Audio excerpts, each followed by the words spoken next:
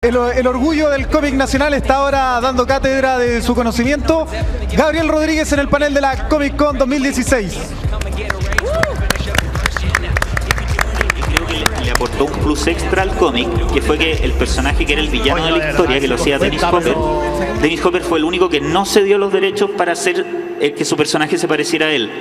Entonces tuvimos que tomar la opción de no mostrarle nunca la cara a lo largo de la historia. Entonces ese personaje todas las veces aparece a contraluz o en sombra o tomado de espalda y de alguna forma fue muy divertido porque le generó como un twist adicional a ese mismo personaje dentro de la dinámica de la historia. Así que fue muy interesante esa experiencia también. Siguiendo el tema de las adaptaciones cine-cómic, ¿cómo podrías comentar un poco la percepción del tiempo en el hilo de la proyección del cine y el tiempo traducido a dibujo y a traducido a viñeta en la página? Bueno, eso es una experiencia que es bien divertida de enfrentárselo como problema, porque la gente tiende a pensar que el cine y el cómic tienen muchas cosas en común de lenguaje, siendo que al final tienen solo dos cosas en común, que es como el tema de la noción de diseñar un universo completo que tenga un lenguaje propio y coherente, y lo otro que es la lógica de ofrecer punto de vista a través de un encuadre, y que ese encuadre te da una forma de entender cómo es el mundo que se construye en torno a los personajes, cómo esos personajes se relacionan con ese mundo y cómo tú te acercas y te alejas al personaje que te está interpelando a través de la narración. Pero tiene un aspecto que es radicalmente diferente, que es que el cine mantiene la continuidad del lenguaje a través del movimiento, que no existe en el cómic, que es una ilusión que hay que construir. Y además que en el cine uno está siempre viendo solo una imagen a la vez, mientras que en el cómic tú puedes ver varias imágenes en simultáneo en una página. Y eso implica dos lógicas de la forma en que se construye la percepción del tiempo, que es totalmente distinta. Entonces, en ese sentido es muy importante que en el caso de haber una adaptación de guión de cine a guión de cómic, la persona, ya sea el dibujante o el guionista que hace ese ejercicio, tenga muy claras las dinámicas distintas que se tienen en esos dos lenguajes. Porque hay cosas que, por ejemplo, en una secuencia de cine, una secuencia que a lo mejor dura 10 minutos y es una escena de acción de pelea, uno la puede meter adentro de una página y se entiende y se genera la misma sensación de continuidad de transcurso de tiempo.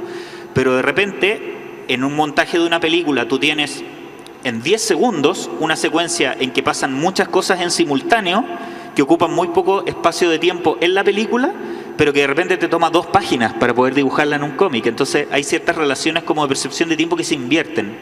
Y ahí es donde es muy importante que la persona que está haciendo la adaptación tenga muy clara cuáles son las similitudes y diferencias de los dos medios, porque al final uno se encuentra con que uno tiene una cantidad de páginas limitada en la que puede adaptar el material, y es un ejercicio en que hay que estar constantemente deconstruyendo cada una de las secuencias y construyéndolas en este lenguaje nuevo después en la página. En este mismo proceso de adaptación, en el trabajo de adaptación que tú realizas, y aquí volviendo nuevamente al terror, Sí.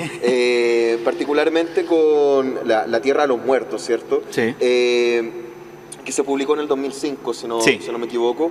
Bueno, ¿existe alguna referencia, alguna similitud a modo de referencia de The Walking Dead, que se publicó en el 2003? ¿Hay algo? ¿Te inspiraste quizá en el trabajo de Kirkman? No, esos proyectos fueron relativamente simultáneos, pero yo llegué a poder ver el trabajo de Kirkman después. No alcancé a verlo al momento de empezar el proyecto de Land of the Dead, y de hecho me habría encantado poder verlo, porque el trabajo de The Walking Dead tiene una lógica de la construcción de una vida costumbrista en este entorno del mundo que se fue al carajo, digamos, que es muy interesante, que está súper bien construida, y que eso es lo que te genera en el fondo el gancho de empatía que tienen los personajes de The Walking Dead. Creo que es algo que en cierto sentido le faltaba a la película de Romero, y que es algo que de hecho los fans, digamos, más acérrimos de Romero consideran que es como la película más lejana de su estilo tradicional, en que él sí tendía a capturar esta estética más costumbrista, y en el caso de Land of the Dead él lo llevó más a una historia de aventuras, que es algo que en tono es diferente a las otras películas que hizo.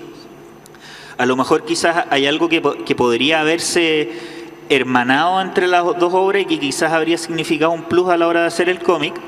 Pero por otro lado creo que también es interesante que sea un cómic que está planteado con una lógica narrativa diferente. Y en ese sentido yo abordé el cómic de Land of the Dead como una historia de acción y horror, que era un poco la propuesta que uno percibía a través del guión de la película. y creo que es bien interesante que se hayan publicado en forma relativamente paralela, porque como ejercicio para un lector es súper bueno ver cómo dos obras que tienen el mismo tema tienen un enfoque narrativo y creativo que es totalmente distinto. O sea, bueno, The Walking Dead es en blanco y negro, Land of the Dead es full color, uno tiene una narrativa que es más intimista, la otra explota mucho más el tema de las escenas de acción, las secuencias con, no sé, 50 zombies atacando gente con las que yo sufrí tanto dibujando mientras estaba haciendo ese cómic. Están manejadas de otra forma en The Walking Dead y creo que es un ejercicio bien interesante poder ver esas dos obras en paralelo y compararlas, porque tienen, más allá de la coincidencia temática, un enfoque que es radicalmente distinto y que no me había detenido nunca a pensarlo, de hecho, que efectivamente fueron relativamente contemporáneas al momento en que salieron.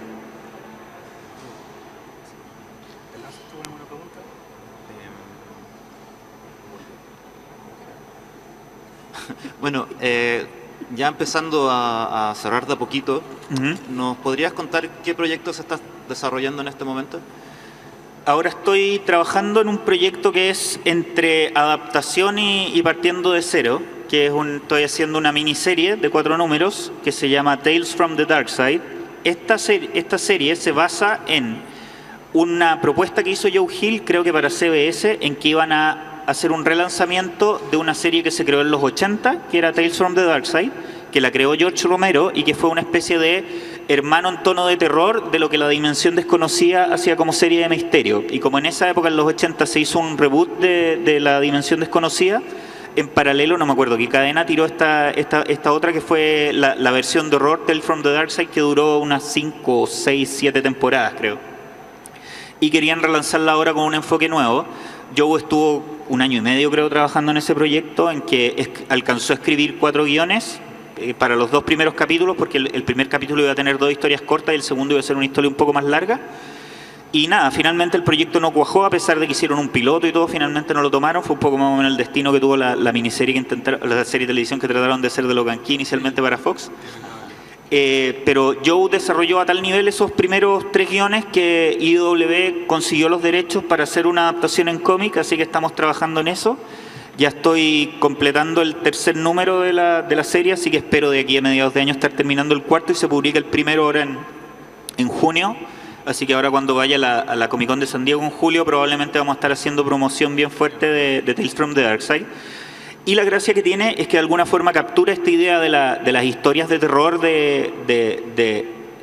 como de conflictos de personajes enfrentados al terror, que venían un poco de la serie original de Romero, pero con un ligero twist más contemporáneo, muy similar a lo que BBC hizo con Black Mirror, que es algo que a mí me gusta mucho, que es como de enfrentar como a los elementos de la vida contemporánea convertidos como algo que te enfrenta a situaciones terroríficas. Así que tiene harto rollo con el subconsciente, la tecnología, la forma de relaciones sociales contemporáneas, que está bastante bien explotado y como siempre yo hace un trabajo súper potente de desarrollo de personajes en un espacio de tiempo súper restringido, así que para mí ha sido un ejercicio súper interesante de ver esta cosa como de maximizar la construcción de un universo bien complejo en muy poco espacio narrativo, en muy pocas páginas y a través de muy pocos personajes. Terminando eso, estamos en un proceso de planificación que no sé si es el proyecto que voy a hacer inmediatamente a continuación de Tales from the Dark Side, pero la idea preliminar sí lo es, que es volver a desarrollar para IDW. Ellos hicieron hace 10 años un cómic que se llamaba 30 Days of Night, que era una historia de vampiros en el Ártico, que fue como el gran taquillazo de vampiros que hubo en el mundo del cómic en la época en que en el mundo literario estaba de moda Twilight, y que es curioso que tienen un tono radicalmente diferente. Y IDW quiere hacer un reenfoque de todo ese universo, en que queremos expandir un poco la mitología vampírica que hay en torno a 30 Days of Night. Así que ya estamos trabajando en desarrollo de conceptos con eso, con Steve Niles, que es el escritor original con quien yo trabajaría en este proyecto. Y esperamos que resulte, porque es un proyecto ya como de mediana escala, un poco más ambicioso, y que en principio sería lo que estaríamos trabajando en la segunda mitad del año. Aparte de eso, hay un par de proyectos que estamos conversando, pero todavía es como en fase muy preliminar, y hay uno de ellos que de hecho no puedo mencionar, es una cosa pequeña, pero bien interesante, que esperamos anunciar en la Comic Con de San Diego, así que espero tenerles noticias de eso también, que puede ser una sorpresa grata en el corto plazo. Pero sí, estamos con harta pega en carpeta para el par de años que viene. Sí, claro que Bueno, a ver, yo quizás también, siguiendo con el impulso de cierre que inició Felipe, quisiera también plantearte una pregunta de algo que todavía no ha entrado en la discusión. También trabajaste ilustrando para cómics de superhéroes. Hay uno también que es súper conocido, de Superman. Sí. Que lo vi hoy día, andaba en Pro y lo vi ahí, lo estuve hojeando, que también me parece muy interesante. Primero voy a hacer una pregunta estúpida y después voy a hacer la pregunta como oficial. La pregunta estúpida es en torno... Es que a lo mejor no es tan estúpida, pero es que en mi cabeza como que suena un poco estúpida. Porque, no sé, yo noté que la expresión del Superman tenía algo muy, muy particular y no sé, me llamó mucho la atención, sobre todo en la primera página, que es donde va volando, una expresión como media doliente. No sé si era una cosa así como intencionada y que tenía que ver también con el guión ¿De la historia o no sé, o era algo, no sé, ya propio de tu estilo, porque también los personajes que tú dibujas transmiten mucho a través de la gestualidad. Entonces... Claro, es algo muy inesperado en Superman, que en general es un personaje, claro, de tan icónico que es como una cosa así plana. Esa es la pregunta estúpida. Y luego la segunda pregunta, quizás es más estúpida ahora que lo pienso. Bueno, pensando como a nivel mucho más amplio, ¿con qué género o con qué ámbito, digamos, del desarrollo de historias en cómic te has sentido más cómodo? ¿Con la fantasía, como en Little Nemo, como en Lock and Key, o con las adaptaciones, como en el caso de las películas de Romero, la de SMX, etcétera, lo de CSI, o con los superhéroes? A ver, voy a partir por la segunda pregunta para llegar después a la primera.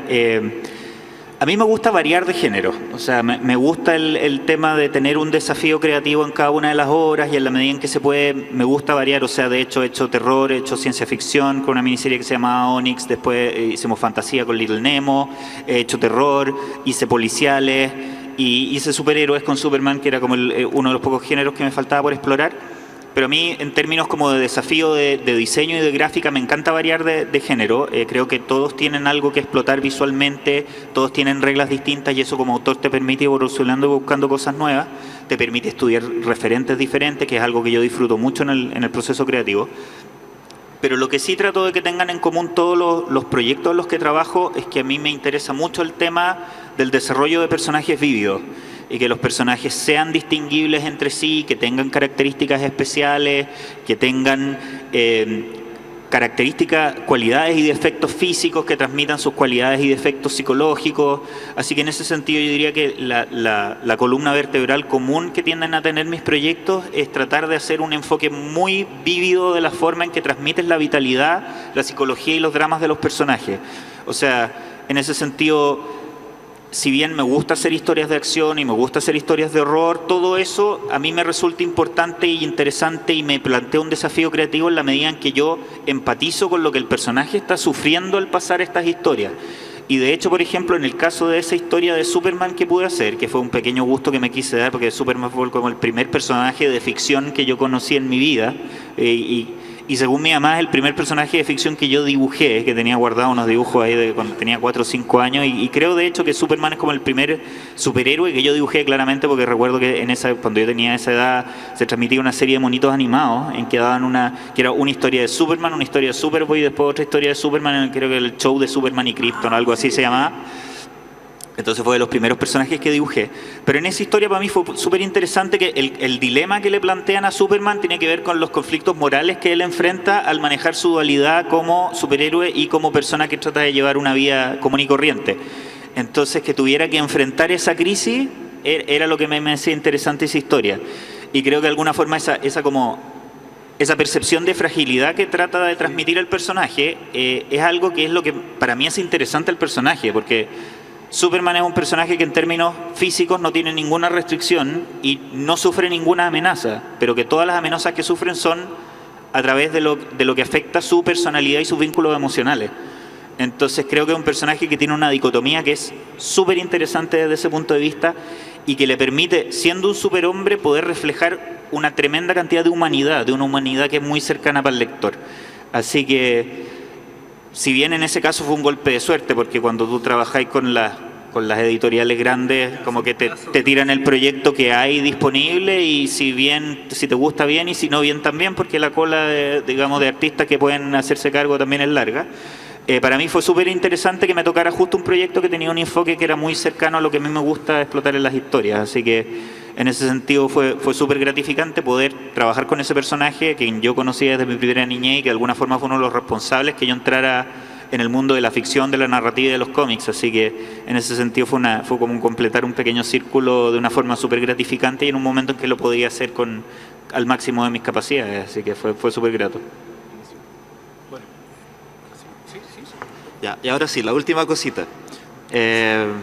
¿Podrías recomendarnos 3 lecturas que para ti fueran muy importantes o fundamentales en tu proceso?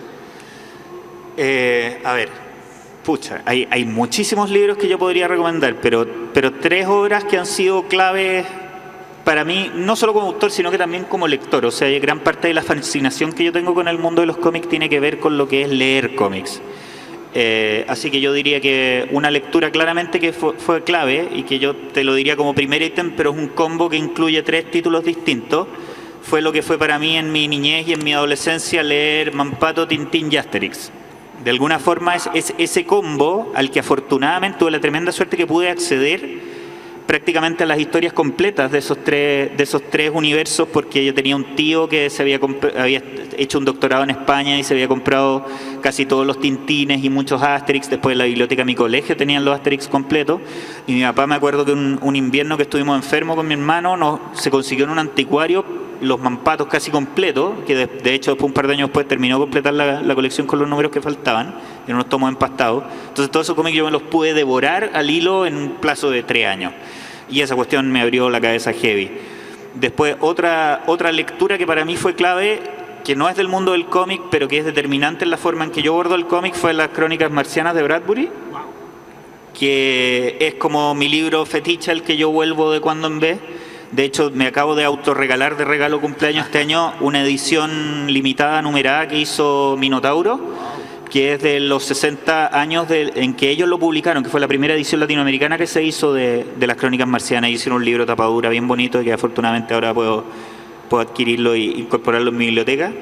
De hecho, mi gran sueño como autor de adaptaciones, y que afortunadamente mi editor está en la misma parada, es alguna vez hacer una adaptación en cómic de Las Crónicas Marcianas.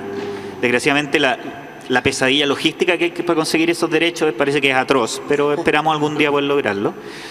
Y la otra lectura que para mí fue súper clave fue los ciclos de Alan Moore en La Cosa del Pantano y V de Vendetta.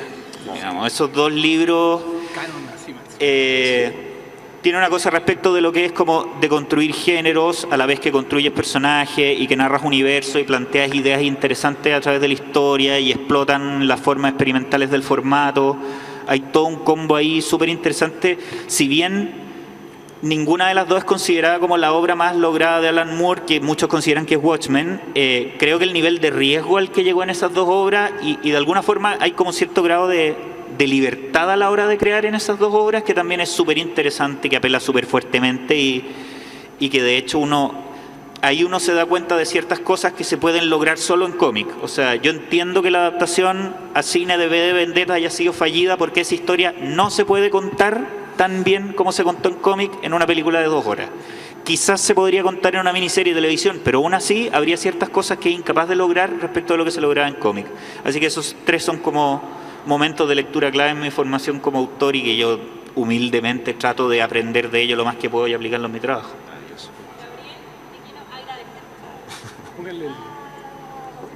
Ahora sí. ¿Hola? ¿No? Sí. Gabriel, te quiero agradecer. Un fuerte aplauso, por supuesto, porque de verdad ha sido muy interesante escucharte. Estábamos, por supuesto, atentos allá desde Movistar, la gente transmitiendo también esto. La gente de todo el mundo, por supuesto, interesado en tu trabajo. Lo último, para que cerremos cortito, un consejo para todos los chicos, que aquí hay mucho talento. ¿Qué tienen que hacer para que cerremos esto?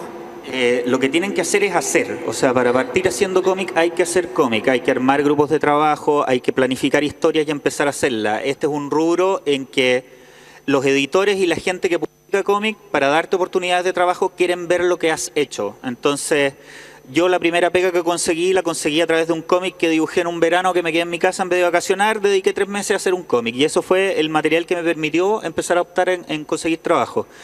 Y ahora, afortunadamente, existe la plataforma de internet para poder mostrar tu trabajo en distintas partes del mundo. Cuando yo partí éramos 2 o 3 los chilenos que estábamos trabajando haciendo pegas para afuera y afortunadamente ahora hay decenas de autores.